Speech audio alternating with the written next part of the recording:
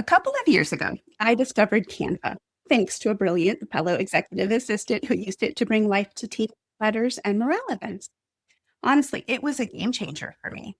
I went from feeling intimidated by design to leveling up my content creation game. And I know so many of you are in that same boat. You want the freedom of entrepreneurship, but the tech and the design side can feel like a whole new language. Today's episode is a must listen for anyone who's ever felt overwhelmed by the idea of doing it all in their business, especially when it comes to design, branding, and showing up online. Welcome back to the Productive AF podcast, where we ditch the hustle culture and build clarity, confidence, and consistency, one real imperfect win at a time. I'm your host, Jen Fast.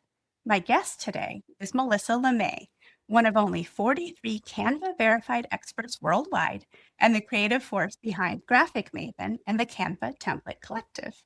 Melissa's mission is all about helping entrepreneurs, especially women, create standout visuals with ease, even if you don't consider yourself a designer. She's built a thriving business around making Canva accessible, profitable, and, dare I say, fun. Today, Melissa is going to share her journey, her best Canva strategies, and how you can turn creativity into cash, even if you're short on time or feel like you're starting from scratch. Let's dive in. Welcome, Melissa. Hey, that was a great introduction. Thanks so much for having me. So let's start with your story. You made a big career pivot.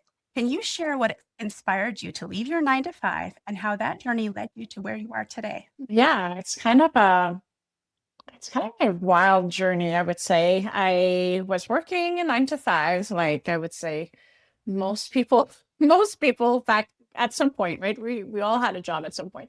And it was as simple as my boss denied me a 1 hour break to go to my son's school to see a speech that he was making. My son was 8 years old back then. He was making a speech in front of 200 people, and I wanted to be there.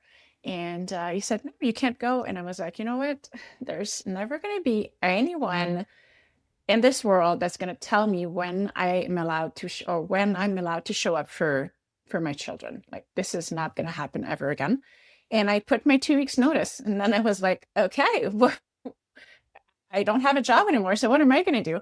So I went on and I said, went into Google and I asked, what kind of work can I do online? And virtual assistant came up.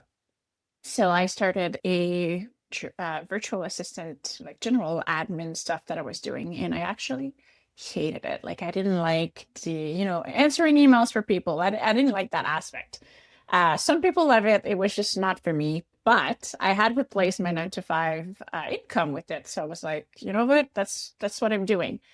And then as I was creating, I came across Canva at some point in my virtual assistant business. And, I was creating content for social media, creating graphics and all of that. And people were coming to me being like, "Oh, I really love what you're creating. Can you help me out?" And I was doing that just for fun. And then I was like, heck, people are coming to me for design tips, for me to design for them or to help them with Canva.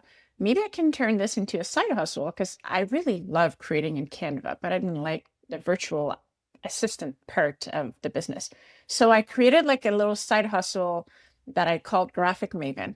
And the rest is kind of history because Graphic Maven now is like a full-time gig. It's no more of a side hustle.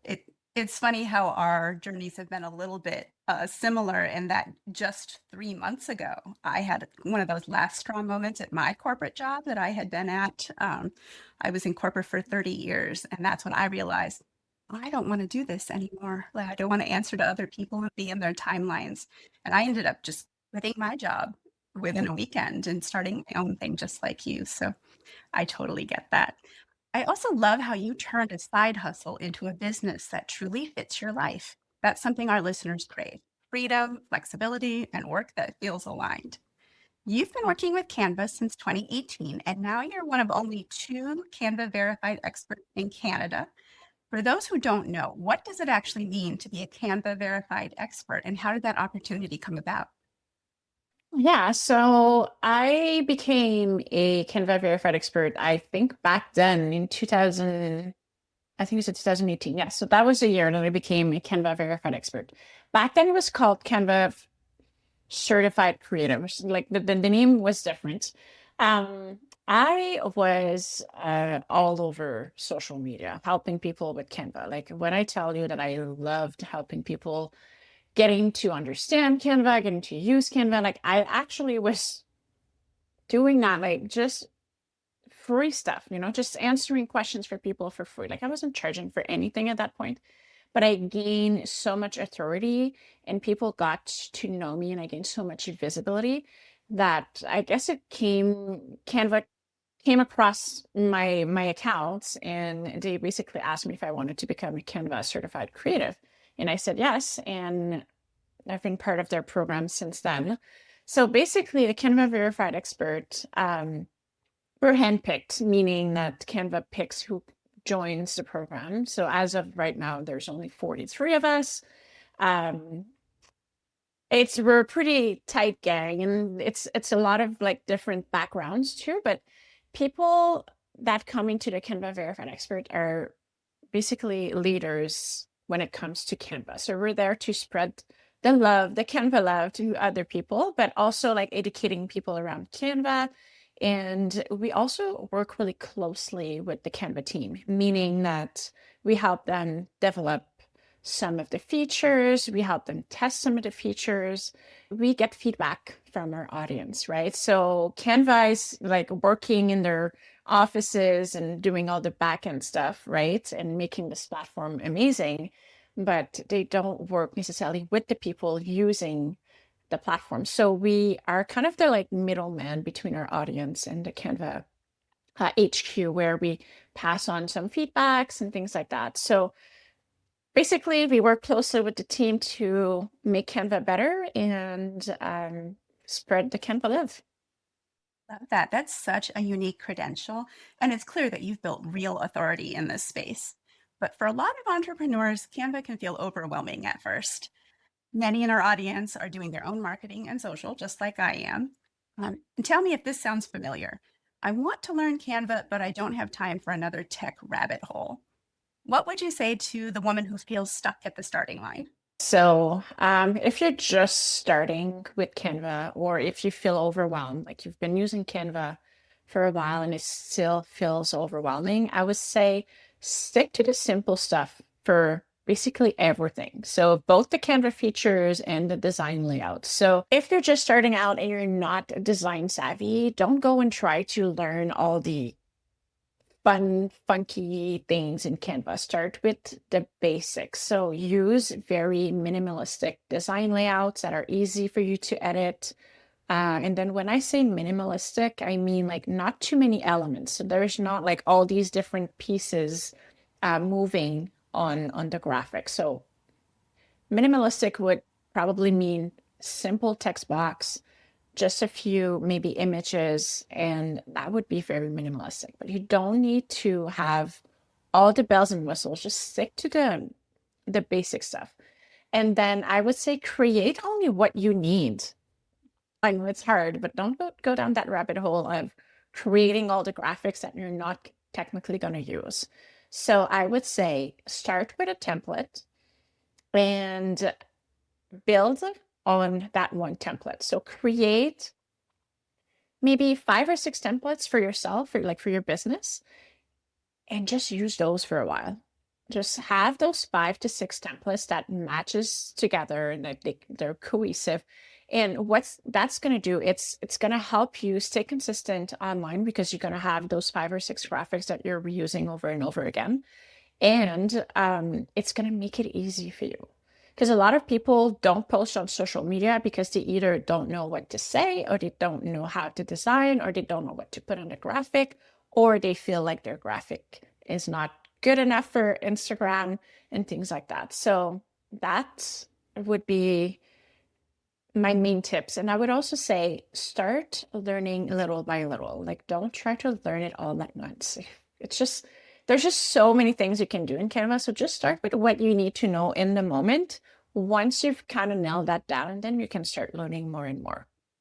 And also, I would say be in a space maybe that offers support for you to learn as you go. So if you are in like part of a membership or something like that, that can help you with that kind of stuff, it's definitely something that can help you move faster and learn faster. Those are great tips. Thank you. I remember when I first opened Canva, I was blown away by how quickly I could create something that actually looked professional, but I definitely wasted time before I learned that I should set up my brand kit and organize my templates into folders. Are there any more top tips like that that would help someone who's now getting started but is starting to get overwhelmed? Definitely, I like brand kits and folders are definitely something that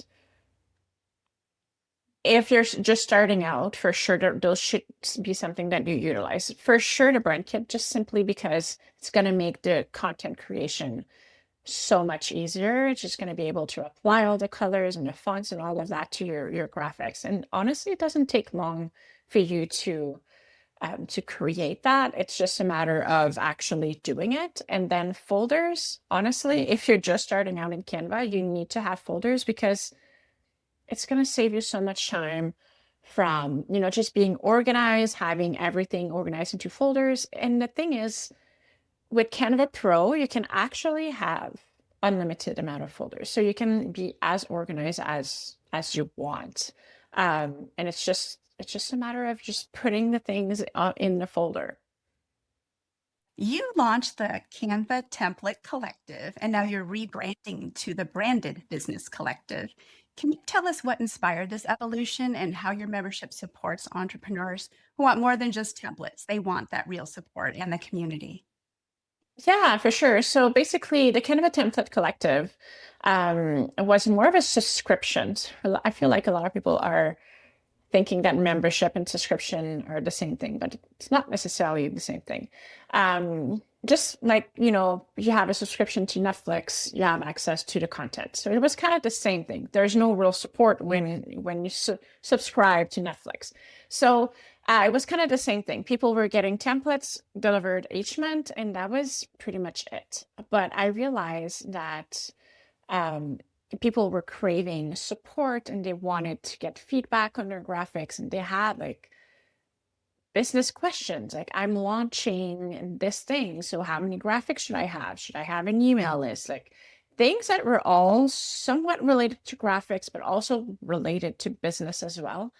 And so I decided to launch a second tier to the membership, which allowed people to ask questions. It was more of a very supportive group. It was a small group at first, and it was really great. And what happened, what I noticed within that second tier, the people that had the support, was that they were moving faster, they were getting sales faster, they were so much more productive, and they were reaching their goals just faster. Because when you have a question, or when you're doubting yourself, or when you're like, oh, I'm not sure on this, or maybe I just need a little bit of feedback, when you have someone to answer those questions for you, you actually move on to the next step versus having to actually overthink or ask ChatGPT and have a full-on conversation, and then still being back to square one and not having a clear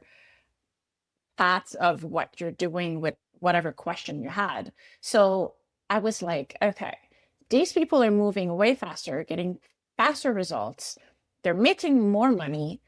How can I bring this to everybody else? And I was like, you know what? I'm just going to get rid of the second tier, and I'm going to bring this to the whole membership. Everybody's going to get support, because I think when we first start, this is kind of what we need. We don't necessarily have, the budget to invest in a $2,000 a month coach or something like that. And it's been great. We have a new platform now, and people can have me in their pocket. They can ask questions. They can get their graphics reviewed.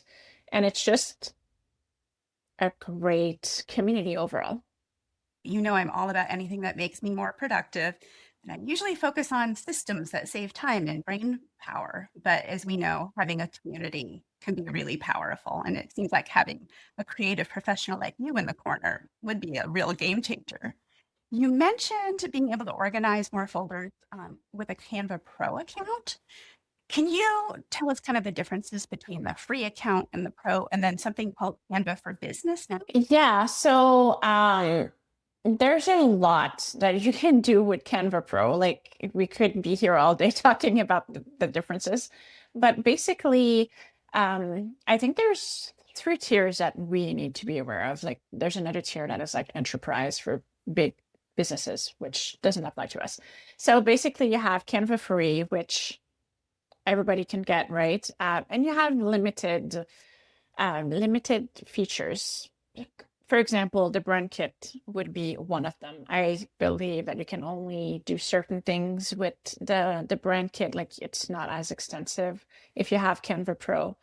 Um, you have different features like background remover, for example, or different, like you're limited with animations and things like that. So you kind of have access to a little bit of things, but not everything. And the easiest way for you to know if it's a free or a pro feature is to look for the little crown. So if there's a little crown beside whatever you're clicking on, this actually means that this is a pro feature. So if you have Canva for free, they're going to ask you to pay when you click on that thing.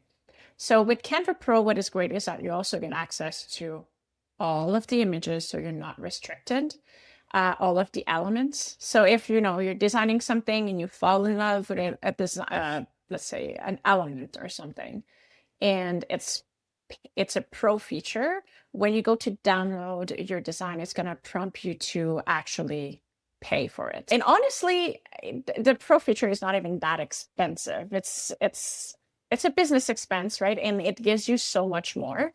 And the other tier is the Canva for Business, which is great for people that have teams and things like that. If you work, let's say, with a social media manager, things like that, this is the version you would want to sign up for. One of the things I loved about Canva is that you get so much functionality, even with the free account, which is hard to find. But I did very quickly switch to a pro account, and that was worth the low investment for that, just to have those tools. You have talked about how to turn creativity into cash. For listeners who want to monetize their own skills, what's your best advice for just getting started, and what mindset shifts are the most important for that? I think a lot of people think that anything Canva related, if you sell templates or if you want to sell a digital product, everybody seems to think that it's oversaturated. But honestly, it's not. And the reason for that is because a lot of people are doing it wrong, in the sense that, it's cheap, it's cheesy, it's not niche down, it's not well made, it's just there's no support and all of that. So if you actually do it well and you know who you are creating for, you're way ahead of a lot of people. When it comes to creating online, like I come across so many templates that are not well created. I would say that there's more of those versus the well created templates, for example. So if you actually, like I said, do it well, it's going to stand out. People notice. They don't know why their templates are not working, or they don't know why that template is actually working. Like they don't understand that, but they can tell when something actually works or something actually doesn't work. And if you put that effort into creating something that is valuable, you're definitely going to see the results in the end, right? Because people are going to come back, people are going to talk about you. And so that's why I say it's not necessarily oversaturated. And one other thing I would say is that it's okay to be a beginner. I mean, everyone has to start somewhere. Like we all have to start at the bottom. And truly all you need is to be at least one step ahead of your clients. You don't need to know it all. It's just a matter of just knowing a little bit more. Like when I started back in 2000, let's say 16 or 17, when I started using Canva, it was a way different version than what it is right now, but I didn't know everything. And when people ask questions, sometimes I didn't know the answer, but I went and looked for the answer and I figured it out. And then, I would support them that way. And it's not about, like I said, it's not about knowing it all. It's just being one step ahead. I feel like every time I open Canva, I learn like a new feature they've added or something else that I didn't know how to do. Are there any features of Canva that you think are way underutilized or you wish people would discover earlier? Oh, yes, there's tons. I would say people don't use folders enough, and we already talked about that. Just to keep you organized, it's going to save you so much time. Um, and then just having a system inside of Canva. So not even like necessarily like features or anything like that, just knowing what, like having a folder system to organize your stuff, but also having a system when you're designing. So you're not like reinventing the wheel every single time. So that's something that people don't necessarily know how to do. And then features, effects. Okay, so that's on the little top bar when you're selecting something. There's a little pop-up menu that pops up at the top. That's where you would find effects. And there's just like so different things. You can curve your text, you can hollow your text, and playing with that can actually bring some cool things that you can do with text. Background remover is definitely one that is great. And the reason for that is that you can just do pretty much anything once you remove the background. And there's also the background generator that you can do with Canva. So if you remove your background, let's say that I'm just standing in my kitchen, remove the background, I can make myself stand in front of the, I don't know, the Eiffel Tower if I want to. So that's kind of cool. And then anything under edit and under Magic Studio. So the background remover, background generator, I already said, magic eraser. So let's say that you're standing in your kitchen, have a great picture, but there's a pile of dishes in the back. You can just erase that. So that's fun for that. There's also the image to video, like anything under Magic Studio is a lot of fun to play around. I think my life changed when I discovered the batch create function in Canva. That's a little more advanced, but that has definitely helped me really accelerate the amount of content that I could put out. Yes, that's true. There's also like if you go under apps, there's a lot, like there's thousands and thousands of apps that you can look through, but there's quite a few different ones like the QR code generator. Those are great to put like on business cards or like flyers or things like that. There's just, I don't know, there's just so many apps that you can play around with to do really cool stuff. Well, this has been such a masterclass in making design accessible and even profitable. Before we go, I always ask one question of my guests. If listeners took away only one thing from this episode, what do you hope that is? I think it would be that Canva is it's only a tool. So if it feels hard or if it feels overwhelming, you just need to get a little bit better at understanding the tool. And that goes for just pretty much any tool that we're using in business, right? And if you can learn and understand the tool a little bit better while being supported, it's going to be so much easier. Often people are frustrated with Canva, but it's not necessarily Canva the issue. It's just because we don't understand it or we don't understand how to do this one thing, right? So if we learn those things, Canva is going to become so much easier. If someone does need that support, where can people find you and connect with you and check out your templates and your membership? Yeah, so I am on Instagram all the time. I'm also on Threads, so you can find me at graphic.maven on Instagram. I believe Threads is the same. And of course, my website. I'm assuming you're going to put all of that in the show notes, right? Okay, perfect. And yeah, I think that would be the best place to connect with me. And honestly, even if you just want to say hi, that's totally fine. I love having conversations in the DMs. And I will provide all the links for Mélissa in the show notes for anyone who is interested in just reaching out to her directly. Thank you so much, Mélissa, for sharing your wisdom and the permission to show up imperfectly. To anyone listening, remember, you don't have to be a designer to build a business that you're proud of. You just need the right tools, maybe a little support, and the courage to just start messy. If you found this episode helpful, share it with a friend, leave a 5-star review, and let's keep building businesses that work for real, complex, amazing women like us. Until next time, stay productive AF.